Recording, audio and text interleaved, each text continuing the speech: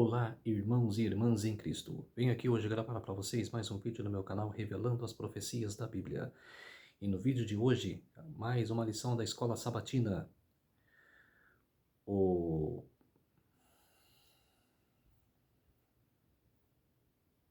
Ensinando Discípulos, a parte 2. Fiz semana passada a parte 1 e hoje eu faço a parte 2. E antes de eu falar desse assunto, vamos orar para... antes de orar também, quero peço a ajuda de vocês aqui no YouTube para se inscreverem no meu canal Revelando as Profecias da Bíblia, deixar o seu like, ativar o sininho das notificações para receberem o meu vídeo, compartilhar com o maior número de pessoas que vocês puderem compartilhar para me ajudar aqui no YouTube. Por isso, eu preciso da ajuda de vocês. Vamos orar para fortalecer a nossa fé? Querido Deus e Pai, muito obrigado, Senhor, por este dia do Senhor que começou hoje ao pôr do sol e que termina amanhã ao pôr do sol. Venho aqui hoje te agradecer, Senhor, por pregar para pregar mais a sua palavra mais uma vez.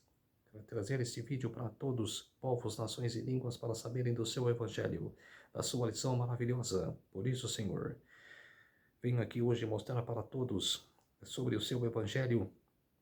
E é sobre essa lição, Senhor, que fala do seu amor com todos os povos, quando o Senhor esteve aqui na terra. Por isso, meu Deus, agradeço e oro em nome de Jesus. Amém. Olá, povo de Deus. Ensinando Discípulos, parte 2. O verso para memorizar. Pois o próprio Filho do Homem não veio para ser servido, mas para servir e dar a sua vida em resgate por muitos. Marcos capítulo 10, verso 45. Esta é a lição de sábado.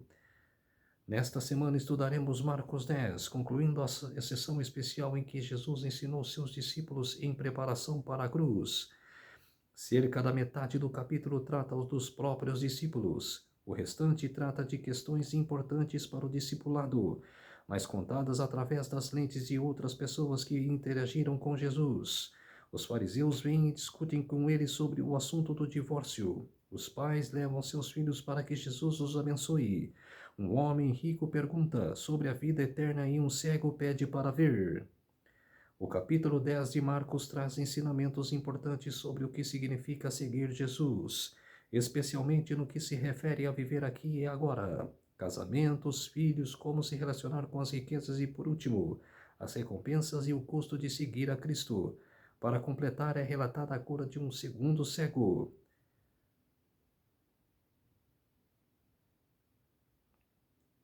Juntas, essas lições preparam o seguidor de Jesus, sejam os discípulos de 2000 anos atrás ou os discípulos do século XXI, para os desafios que acompanham o chamado para o discipulado. Vamos para a lição. Então, quer dizer, o que está falando aqui? Quer que nós temos que ser um discípulo, que temos que levar o evangelho para todos os povos. Devemos de levar a palavra para todas as pessoas.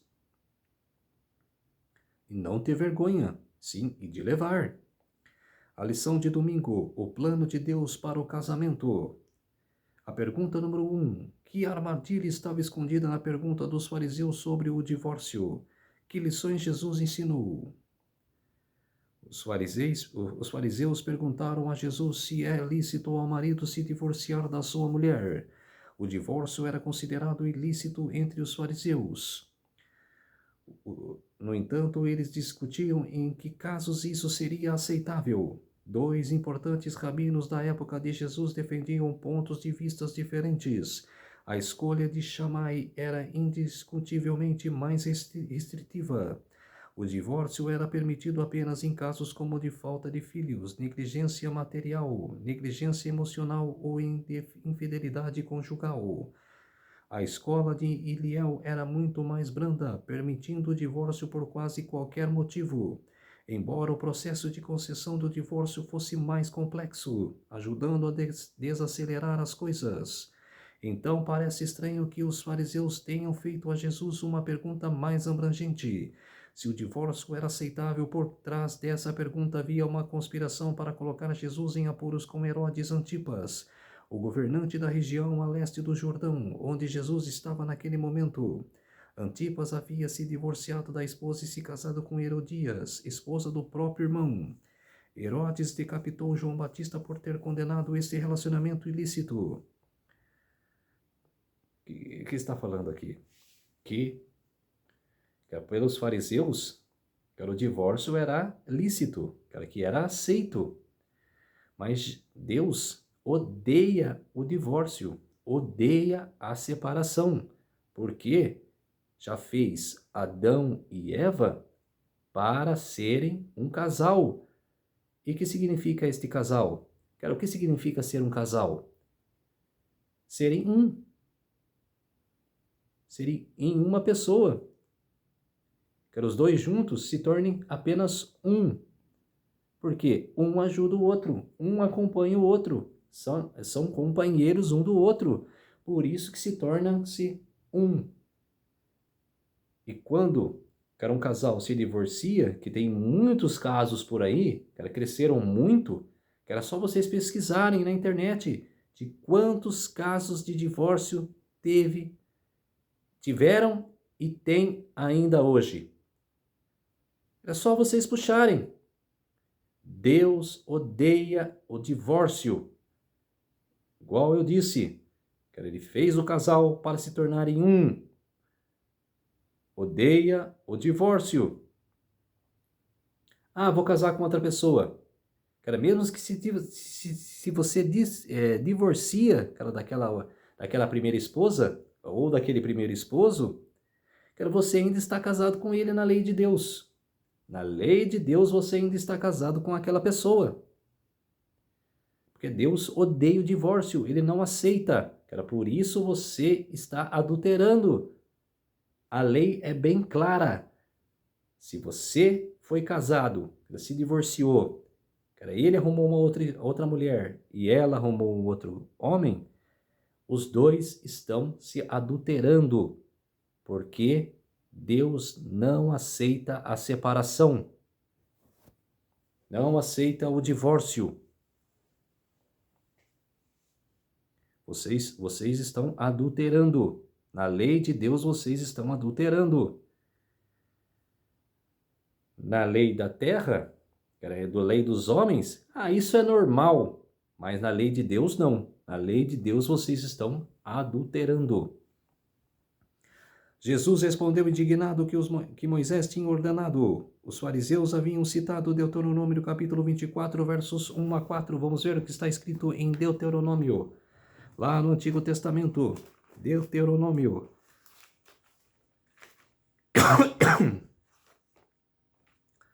Deuteronômio capítulo 24 e os versos 1 a 4.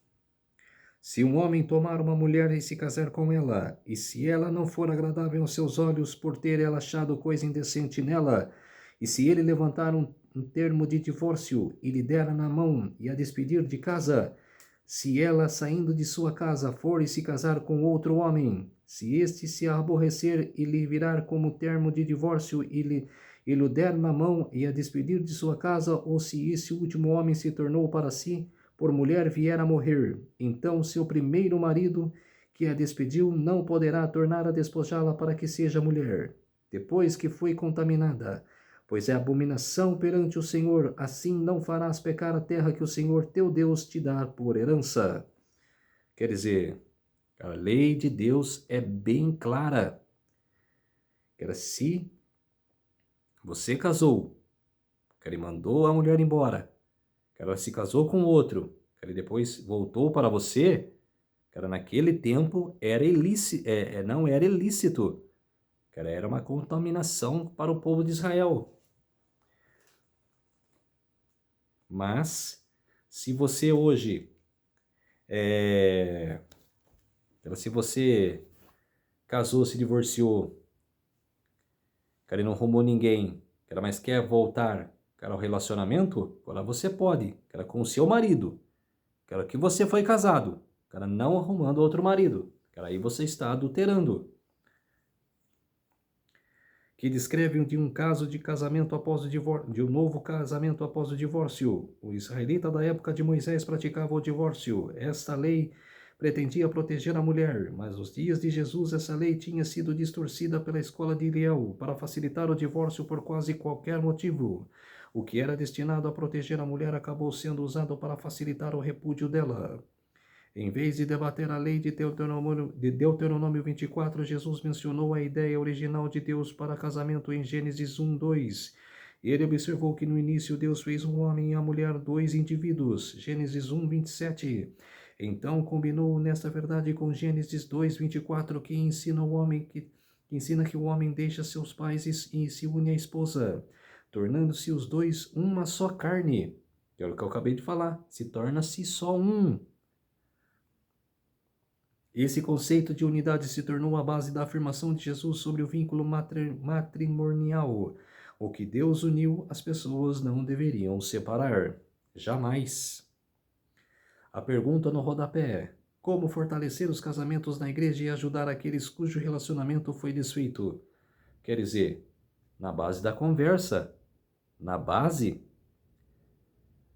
de os dois sentarem numa mesa, num quarto, e conversar um com o outro, não de brigar, e sim conversar o que está acontecendo na relação, para se estabelecerem novamente no casamento. A lição de segunda-feira: Jesus e as crianças. A pergunta número 2: o que Jesus fez pelos que levaram as crianças até ele?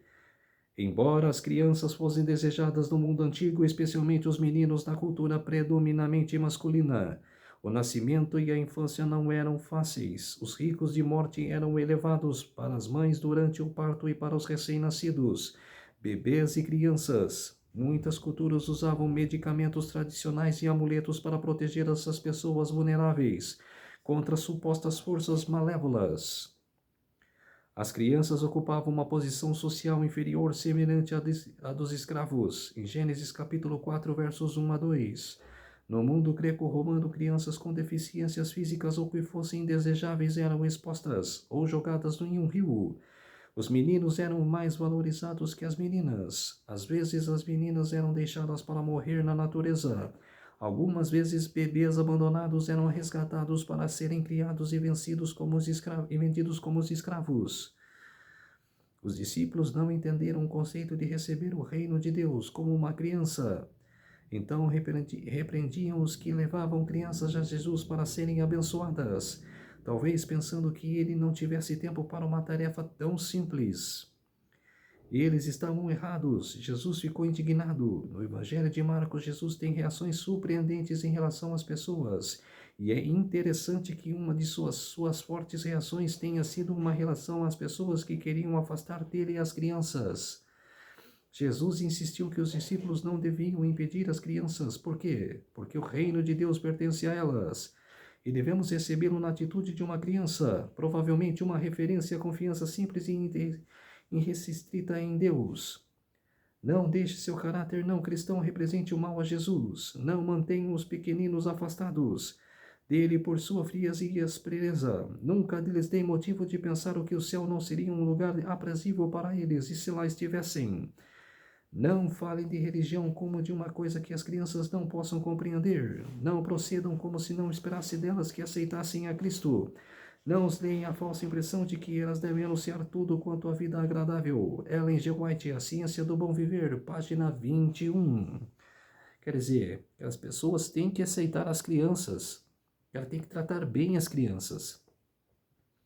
Porque as crianças são como o reino de Deus. Inocentes, que elas veem a vida com uma alegria, que elas brincam, que é impura, que é pura, que é impura, que é pura.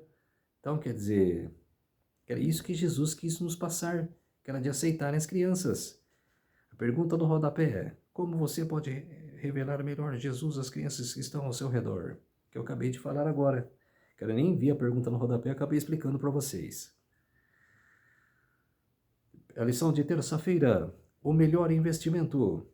A pergunta número 3. Que lições essenciais sobre a fé e o custo do discipulado para qualquer pessoa, rica ou pobre, são relevadas em Marcos 10, versos 17 a 31? As atitudes do homem indicam sua sinceridade e seu respeito por Jesus. Ele correu, ajoelhou-se diante dele e fez a pergunta central para o destino de cada pessoa: quais são os requisitos para herdar a vida eterna? Jesus respondeu citando a segunda tábua do Decálogo. Novamente o homem mostrou seu idealismo ao dizer que guardava tudo aquilo que desde a juventude. Dos 4 evangelhos, só Marcos observa que Jesus amou aquele homem. Há algo atrativo no idealismo do homem, mas Jesus testou a sinceridade dele pedindo-lhe que vendesse tudo e o seguisse. O homem saiu desanimado porque tinha muitas prioridades e ele não estava realmente guardando os mandamentos. Ele quebrava o primeiro, colocando algo acima de Deus. Suas riquezas eram seu ídolo. Quer dizer, a pessoa que é rica, que é rica, mas sabe separar a riqueza, que era mais servir a Deus, aí sim, ela conquistou com seu suor, ela conquistou aquela riqueza. Mas você, ela não tem que botar aquela riqueza em primeiro lugar na sua vida. Você pode ser rico, mas pôr Deus em primeiro lugar. Você servir a Deus. Você aclamar e adorar a Deus. Eu conheci, na igreja da Bom Jesus que eu fui, bastante pessoas ricas, boas de vida, mas que serviam a Deus. Não botavam a riqueza em primeiro lugar. Jesus então explicou como as riquezas são sedutoras e disse que é mais fácil um animal grande como um camelo passar pelo minúsculo buraco de uma agulha que um rico entrar no céu. Os discípulos ficaram surpresos com as palavras de Jesus e perguntaram quem então poderia ser salvo. Jesus apresentou a moral da história. Para os seres humanos é impossível, contudo não para Deus, porque para Deus tudo é possível. Marcos 10, 27 parece uma ótima conclusão da história. Não chegaremos ao céu por nossos próprios esforços. Precisamos da graça de Deus para serem salvos. Mas então Pedro deixou escapar que ele e seus amigos haviam deixado tudo para seguir Jesus. O mestre respondeu: de tudo que deixamos para segui-lo não é nada comparado ao que vamos receber agora e no mundo por vir. Este é o ponto principal, a solução para a culpa humana e a morte de Cristo. Portanto, é a graça de Cristo e a sua ressurreição que nos capacitam a obedecer os seus mandamentos. A pergunta no rodapé: de que modo esses versos revelam a realidade da graça de Deus em nossa vida, tanto nos justificar quanto nos tornar novas pessoas nele? Vamos abrir em Romanos capítulo 6, versos 1 a 11.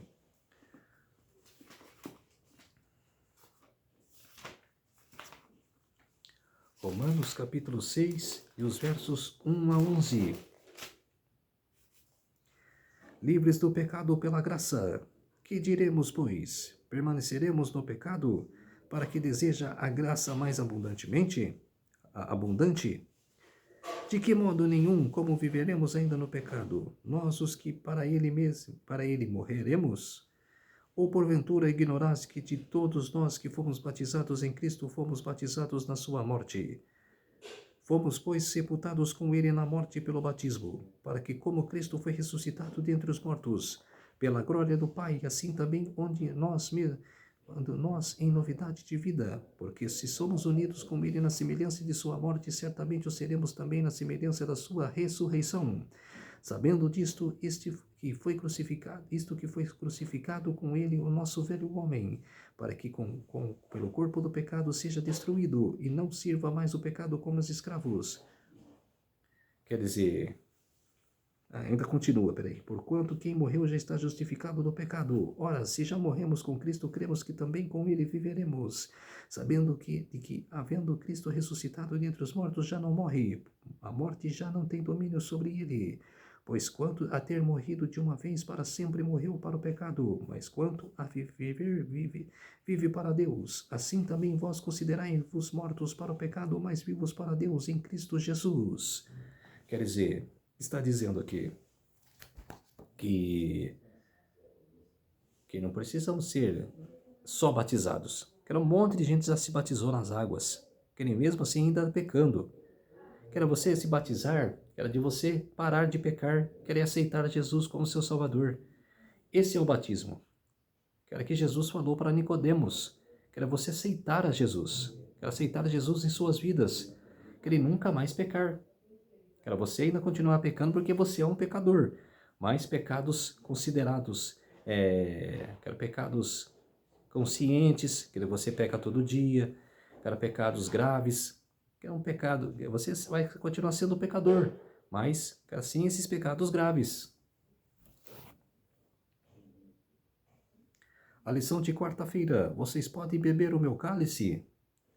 A pergunta número 4, que revela a contínua falta de conhecimento dos discípulos quanto à missão de Jesus e ao significado de segui-lo. À medida que Jesus se aproximava de Jerusalém, revela aos discípulos o que aconteceria lá. Esse não era um cenário que eles acreditassem ou qual desejassem ouvir. É impressionante quão específico Jesus foi a respeito de sua morte e ressurreição. Mas quando não queremos ouvir uma coisa, é muito fácil ignorá-la. Aparentemente foi isso que Tiago e João fizeram ao se dirigirem a Jesus com um pedido. Jesus, com razão, pediu mais detalhes a eles, responderam que desejavam sentar à sua direita e à sua esquerda na glória. É fácil criticar o pedido deles como completamente egocêntrico, mas aqueles dois homens se dedicavam ao ministério de Jesus e o desejo deles provavelmente não era da natureza totalmente egoísta. Jesus procurou aprofundar a compreensão deles exatamente sobre o que estavam pedindo. Ele perguntou se poderiam beber o seu cálice ao serem batizados com o seu batismo. O cálice seria o sofrimento que ele experimentaria no Getsemane e na cruz, e o seu batismo seria a sua morte e sepultamento. Esses eventos são paralelos ao seu batismo registrado em Marcos 1. Tiago e João, no entanto, não perceberam isso. De modo leviano, responderam que eram capazes. Jesus então profetizou que eles beberiam o seu cálice e seriam batizados com o seu batismo. Tiago foi o primeiro dos apóstolos a morrer como mártir. João foi o que viveu mais tempo entre os apóstolos e foi exilado em Patmos. Mas Jesus indicou que os lugares de glória são estabelecidos por Deus. Como os discípulos reagiram à resposta de Jesus? Não muito bem. A mesma palavra grega aganatekeo, indignar-se e ficar irado, é usada em Marcos capítulo 10, verso 14 e 41. Jesus ensinou que os governadores usam o poder para obter vantagem. Contudo, o reino de Deus, o poder é usado para edificar e abençoar os outros. Jesus era o primeiro a praticar esse ensino como rei do reino de Deus. Como? Dando a vida como resgate. Mas não era isso que seus seguidores esperavam ouvir. A pergunta no rodapé: o que significa ser servo? Você revela esse princípio ao interagir com as pessoas? Quer dizer, hoje as pessoas, tem que ser bem claramente que era voltado a Deus. Quer esquecer o mundo e ser voltado a Deus. Quer viver inteiramente para Deus, para ser servo. Quer passar isso para as outras pessoas, passar esse empenho, quer essa dedicação para as outras pessoas, para as pessoas sentirem que você está no caminho certo e que elas precisam também ser inspiradas a seguir esse caminho certo. A lição de quinta-feira: o que você quer que eu lhe faça? A pergunta número 5: como Bartimeu reagiu à chegada de Jesus? A este ponto no Evangelho de Marcos, com poucas exceções, Jesus dizia às pessoas que não contassem a ninguém sobre os seus milagres e sobre quem ele era. Nesse relato do texto de hoje, quando Bartimeu ouviu que se tratava de Jesus de Nazaré, começou a gritar: Jesus, filho de Davi, tenha compaixão de mim. Mantendo o tema da revelação e do segredo presente no Evangelho de Marcos, a multidão assumiu o papel de quem pedia silêncio enquanto tentava, sem sucesso, acalmar o mendigo barulhento. Mas Bartimeu não se intimidou e gritou ainda mais alto. Suas palavras eram uma confissão de fé em Jesus como Messias e uma expressão de certeza que ele podia curá-lo. O título Filho de Davi na época de Jesus envolvia dois conceitos: o retorno de um rei ao trono de Israel. E a ideia é que esse personagem realizaria curas e expulsão de demônios. Jesus parou e pediu que chamassem o cego. É interessante que o homem, ao se aproximar de Jesus, atirou a capa para o lado. Nesse tempo, os cegos ocupavam a parte inferior da sociedade, juntamente com as viúvas e os órfãos. Estavam abaixo do nível de subsistência e enfrentavam perigo real. A capa representava a segurança do homem. Deixá-la para trás significava que ele tinha fé de que Jesus o curaria. Jesus não o decepcionou. Todos que iam a ele em busca de ajuda eram recebidos. Cristo fez a mesma pergunta que havia feito a Tiago e João: o que você quer que eu lhe faça? Sem hesitar, o cego pediu a Cristo que lhe desse visão, o que o mestre fez imediatamente. Então o homem agora curado seguiu pela estrada. Essa história é o encerramento da sessão de discipulado em Marcos, servindo como complemento e apoio para a história de cura de outro homem cego. As duas histórias ilustram que o discipulado consiste em ver o mundo e a realidade com novos olhos. Às vezes não claramente no início, mas sempre seguindo Jesus no caminho. A pergunta no rodapé: você já gritou como Bartimeu? O que aprendeu com essa experiência? Se você pediu por uma cura, você necessitou de uma cura, você gritou que nem Bartimeu? Você gritou com a mesma dedicação, com a mesma fé que Bartimeu gritou? Responda aí nos comentários se você puder. Quero dar o seu testemunho. Que eu responderei. Quero que eu vou te ajudar. Eu gosto de testemunhos. A lição de sexta-feira no estudo adicional. Jesus sempre amou as crianças, aceitava a inocente afeição e o amor espontâneo e sincero delas. O grato louvor de seus lábios puros era como música aos ouvidos de Cristo e renovava seu espírito quando oprimido pelos contatos com pessoas astutas e hipócritas.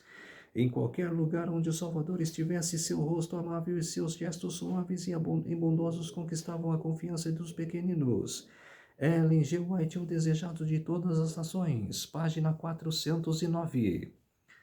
Para que os que, como jovem rico, têm altas posições e grandes riquezas, talvez pareça sacrifício grande demais abandonar tudo a fim de seguir a Cristo. Mas essa é a norma de conduta para todos os que quiserem se tornar seus discípulos. Nada menos que a obediência pode ser aceita. A entrega do próprio eu é a essência dos ensinamentos de Cristo. Às vezes a linguagem usada por ele pode parecer autoritária, porque não há outro modo de salvar as pessoas a não ser removendo que as coisas mantidas corromperão todo o ser. O desejado de todas as nações, página 417. Então, povo de Deus, essa foi a lição número 8. Ensinando os discípulos, parte 2. O que vocês aprenderam sobre essa lição? Vocês podem comentar aí nos comentários o que vocês aprenderam até agora, em 8 lições do Evangelho de Marcos. O que vocês aprenderam? Vamos orar para fortalecer a nossa fé? Querido Deus e Pai, muito obrigado por este dia maravilhoso, o dia do Senhor. O sábado do Senhor, que começou hoje ao pôr do sol e que termina amanhã ao pôr do sol.